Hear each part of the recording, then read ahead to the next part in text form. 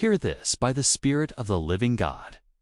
There are moments in history when heaven goes silent, not because God has stopped speaking, but because God is looking for someone who will listen.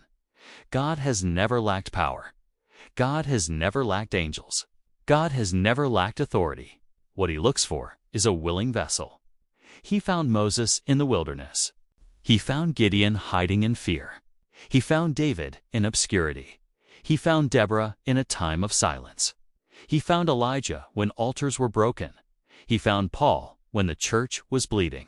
And hear me, God still finds people. You don't have to be famous.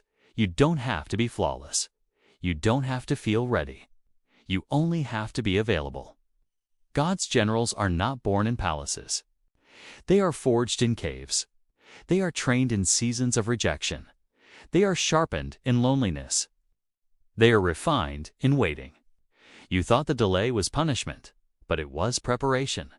You thought the pressure meant abandonment, but it was alignment. The Lord says, I've been training your hands for war and your heart for obedience. This is not a season to shrink.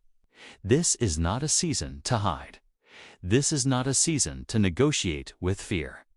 You were anointed for confrontation. You were appointed for this generation. You were marked before the battle ever showed up. The same God who commanded seas to part is commanding you to move. The same God who reduced armies to reveal His glory is stripping you of self-reliance so heaven can be seen through your obedience. Stop asking, "Who am I?" God already answered that. Ask instead, "Where do you want me to stand?" Because when God positions a general, hell trembles, chains break, and destinies realign. Lift your head, strengthen your hands, consecrate your heart. The Lord of hosts is still speaking. The battle still belongs to Him, and this generation still needs generals. Rise not in your strength, but in His authority.